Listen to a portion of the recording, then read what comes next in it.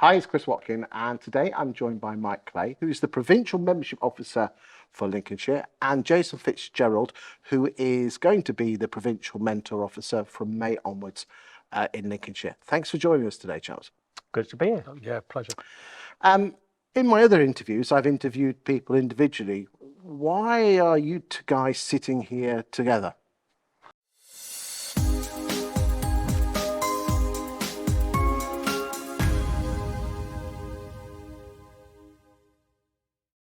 Well, I think initially to present a team front, so to speak, because we work very closely in the province, and we share a lot of ideas together, and we support each other, and it's just good to be there. Yeah, mentoring being a key part of the members' pathway, which obviously Mike's heading up.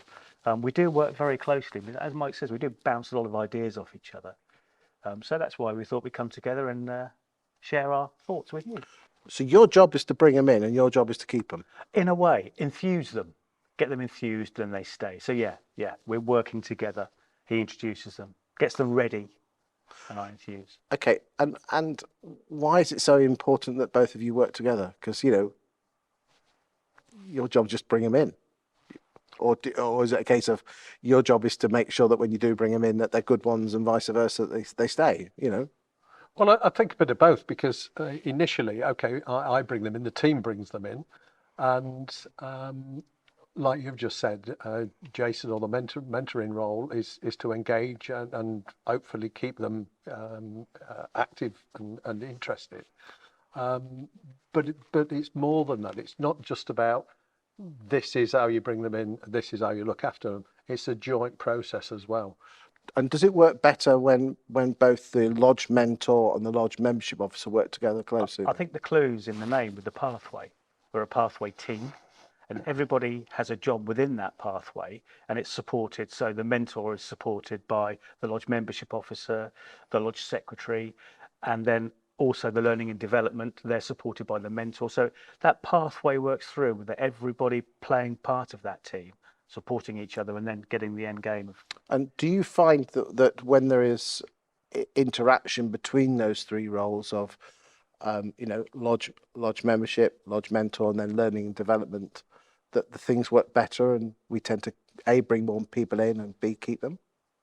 Yes, I think we do, but I think it's broader than that as well, because like you've mentioned, you've got, if you like, the membership officer, you've got the mentor, Jason's mentioned the secretary, but I believe it's deeper than that, because the DC of the lodge, for example, the alumni of the lodge, should all be working together for the benefit of the individual coming in, because if you can keep him engaged all the time, he's going to be a lot more interested in Freemasonry. He's going to feel welcome, rather than the old adage. I can remember when I first came in, it was great on the first night.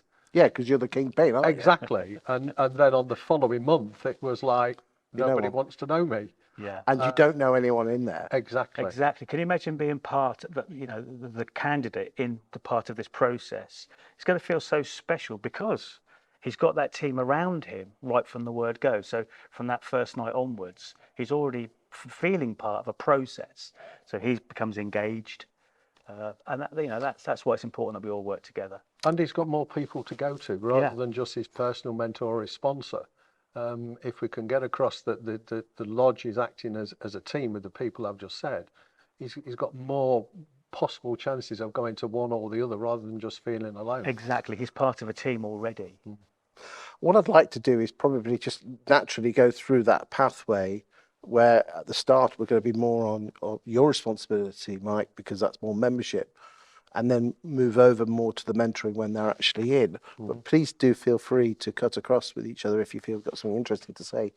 Let's start at the top, Mike. Now, in the 7-year strategy by the Programme Master, he said bringing in new members was absolutely vital. What are Lincolnshire doing to help individual lodges bring new members in? Well, I think it's if we can go to the structure, really within the province. You've got myself, who generally is supportive of all the lodge membership officers, and I've created a structure recently of like the centre concept. So we've got 21 centres in Lincolnshire, and we've got 14 centre membership officers really responsible for looking after those centres. And looking after those centres, they also look after the lodge membership officers within those centres as well. So there's already a team forming there as well. And it's my responsibility to support that network. Now, bringing them in, we've recently had the National Digital Marketing Campaign from UGLE. That usually runs from around about September to 17th, 18th of December for the last couple of years. That's been very successful. We've also got the Lincolnshire Freemasons Facebook page. We've also got obviously a Provincial Grand Lodge website, and everything around there is designed really to tell people more about Freemasonry. It's not just this secret society as everybody refers it to. We think that from the inside here that everybody knows about Freemasonry, but it's not. I mean, that's a very strange view to have, because most of the people out there do not understand about Freemasonry. So it's our job, my job, to get the information out there and to get the promotions out there. I'd like to also take that a little bit further with looking at shows, for example, the Lincolnshire show, having some presence there, Heckington show, Revesby show, the shows that are around the province, just really to say, not generally to get a membership coming in, but to explain to the wider public what Freemasonry is all about, the charitable side, etc. And that in itself will create interest, and it will create interest in joining. Have you seen any specific initiatives that centres or lodges have done who have been successful in bringing new people in? And I'd particularly like you to go down the rabbit hole of this, the internet nun-supported member as well, because I know there's a lot of perception that they're not necessarily, they've not been introduced by a Mason, so we have to be a bit more careful with them. Yeah, I'm being careful with my words. No. Well, I refer to those as the non-sponsored candidates. And that can come from the website, from the campaigns, anybody who's not come through the traditional route, if we can call it that. You mentioned about the centre. Obviously, one of the good things is that open days at centres. I think what you've had one down here, very successful. Boston have just recently had one, and again, that looks like it's been successful. 5 potential members. Exactly. Wow, yeah. And it's not all about getting the members in on the day. It's about creating an awareness in the community about what we do, what we are, and then that will have the effect of, again, getting people interested. Now, I read somewhere, and again, I'd like to put in you here, Jason, is that these non-sponsored members are less likely to leave once they become entered apprentices. Yeah, most definitely. What Mike will know as well is that the non-sponsored members tend to have done far more research about Freemasonry before they join. So they're already aware of the tenets of the craft, and equally with the university students that we get to join through the university scheme, they've researched. Because that's your bag, isn't it? Yeah, so you are the university scheme lodge for Lincolnshire. But yes, people that tend to put more research into before they join tend to stay longer than, I've got a friend who wants to join, you'll have a good time, we'll have a few beers or whatever else. But do you think, I'd like to open this to the pair of you, do you think those that bring that, come along, I can't tell you much about it, are actually doing their friend a disservice? Yes, absolutely. Yeah, absolutely. Well, if I could just relate, so if a non-sponsored candidate is referred to me through whatever side, then I get the pleasure, and it is a pleasure, to bring them and talk to them, every single one of them, before moving them on, or in some cases rejecting them.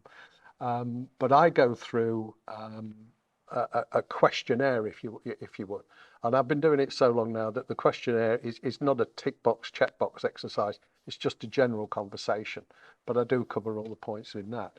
But I get to learn about their family. I get to learn about if their partner is supportive of their application. I tell them about the time commitment, because most people in my mate situation, they'll say, we meet 8 times a year. 8 times a year. Yeah, and it's only once a month. And I say to them, to every candidate that I talk to, if anybody tells you that, quite bluntly, they're lying to you, because very quickly, it's like a hobby. If you're interested in your hobby, you'll spend more time doing it. Exactly. So that one night a month for eight times a year quickly can become 3.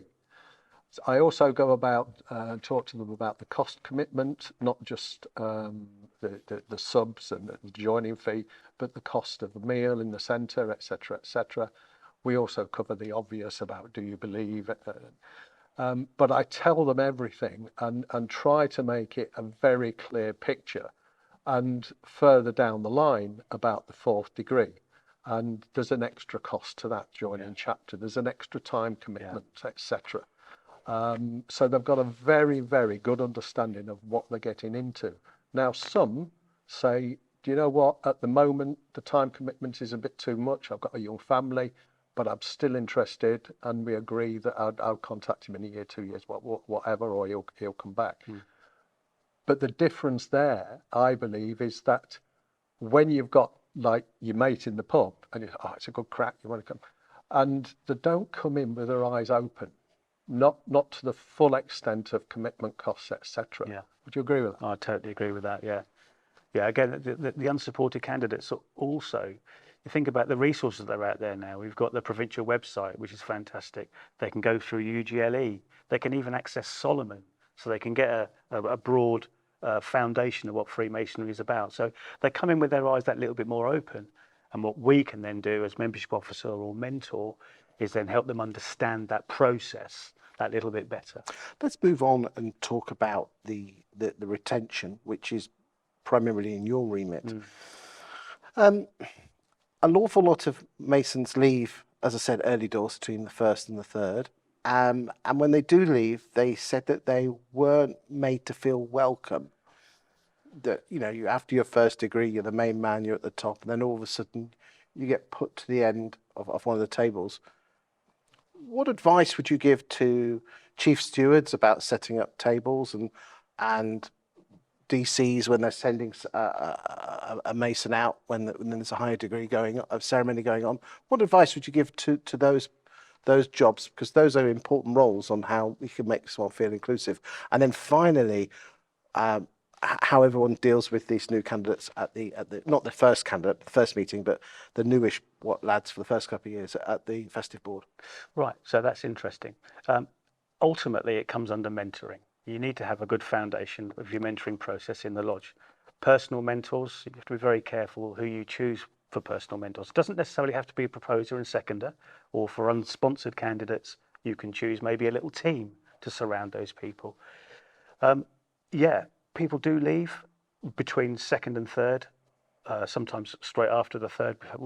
We've known things of that. They need to understand the process that they're getting involved in, and not feeling, if they don't have that sense of belonging, then they are going to leave. With regard to the festive board, some lodges have a table plan for each lodge, and that works very well. And others just leave it to moving around. You know, the mentors will physically say, no, let's go and sit with somebody else. This. Thank you for that, Jason. Right, moving on. One thing which I particularly like are the booklets that get given out when you've gone through the ceremonies. Where are we with those, and what advice would you give to any Masons with those booklets? Right, so the majority of people should be familiar with the 3 Entered Apprentice, Fellowcraft and Master Masons booklets. They're, in the current format, are going to be gradually phased out. They still remain on the provincial website in digital format, so I would urge anybody who's not on the website to get registered for the members area, because that's where they have all those resources that are going to remain there. However, we've got some new beautiful booklets coming out which have been produced by UGLE. We've tweaked them a little bit to make them more Lincolnshire, so all the details for the provincial website, etc., will be on there. And the lodge mentors, really, they're the key to be getting these booklets out. All of the booklets and all of the provincial resources, really, making new members aware. And it's going to be QR code based. It's going to be very heavily based on Solomon. So Solomon's fantastic. That's been updated and updated. It's now an even better resource than it was when it first started. It means there's more general information out of there in these booklets, but they'll be gradually phased in as the old ones are phased out. And you can get these from the provincial office. If your mentor hasn't provided you with one, just phone the office and Lorraine will sort you out with something. Do you have any other tips on the use of the booklets? Yes, so as you know, during the various ceremonies, you have to leave because you're not qualified to be part of that ceremony, part of that workings. It's important that the lodge mentor keeps a little pack of these booklets with him just in case, because if you're sending someone out who isn't their mentor, for instance, you could send them out with the lodge treasurer or the almoner. That's always a good thing to do, or the charity steward. But take these booklets out with you. You can discuss them together. They can ask any questions, and you can help guide them through the various QR codes. Or Because I can remember being kicked out, and the mason said, "Have you got any questions?" And you know, yeah, so fantastic. going forward, the foundations have already been laid, as you've mentioned by Dave Buckingham, with regard to mentoring. Mentoring fits within that membership team, I think, and that whole team will work together. I mean, are you recommending that the lodge mentor and the lodge membership officer go out for a proverbial pint of refreshing lager, lemonade shandy? Absolutely. Absolutely. Absolutely, especially if he's paying. It's a rarity. We've just moving on from that. I've already spoken to Jason about when he takes up office. Obviously, we're working close together now. But when his new assistant's on board, I've got my assistant with Simon Noden. So we've already planned a meeting about the strategy that we're going to take forward. He likes his beer as well. So yes, he does. There's a trait there, isn't there? He likes it being Star man as well. He does, yeah. Let's just do some final points with regard to this. Since we've come back, there's been an awful lot of multiple ceremonies. What's your thoughts on those, chaps? Well, I'll go first if you don't mind, Mike. Well, yeah, absolutely, because we share the same view anyway. We do indeed. Yeah. So I'm going to come back to the university scheme, St Hugh being the university scheme lodge for Lincolnshire. We've found out very early on that we were going to have multiple ceremonies because our first batch of multiples that we did was 9. So we initiated 9 in one go. We got together as a lodge team, worked out the pros and cons of doing 9, and then we did that. During that time, we made notes of what was happening. I'd love to know how you did the 9. I know we've done some in our lodge, and we've been putting hands on shoulders, not to give too much away, but and then rotating the rolls around. Yes. But 9, well, it'd be like a conga. It's wonderful. It's a sight to behold. So so the multiple ceremonies, we knew we were going to have to do something. We can't keep people waiting that long. So during COVID, there was a lot of time for us to just regroup and think about Freemasonry going forward out of COVID. And I was lucky enough to be approached by the province at that point and ask if we could help produce a performing multiple ceremonies guide. Again, that's on the provincial website. So my thoughts on multiple ceremonies, well, you don't want to be keeping people waiting too long. Not in this day and age. There's far too many other distractions going on. But those that say it's not personal, speak to the guys that come in 2s, 3s, 4s, 5s. I can tell you, and Mike will agree with this, they build that camaraderie before they've even entered the lodge room. You've been out, you meet them all together for a beer, for a burger, for a walk, or they're friends before they join. Because they're all in it together. Exactly. Like a band of brothers, and we do call ourselves brothers, don't we? Yeah. Could I just say as well, because I've spoken with lots of brethren who dislike multiple ceremonies. But when I talk to them, I ask them why they don't like the multiple ceremonies. And if you listen to their answers, it's all about, well, I don't like it. I don't think we should do this. We've never done that. It's all about rather than the candidate coming in. Yeah.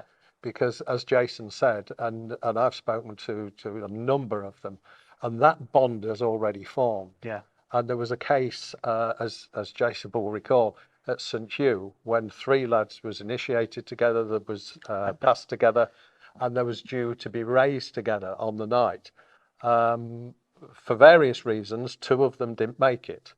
And the one was saying to Jason on the night, and I think it was a provincial visit or some big visit, and he said, I'm not going through it. I don't want to do it because the other 2 guys that I came in with and I was passed, I'm not going to do it. And this poor guy was pulling his hair out because he thought the ceremony was going to stop. Eventually talked him into doing it. Yeah. But that just shows that that bond is there, doesn't it? So multiple ceremonies. I'm a big advocate of them.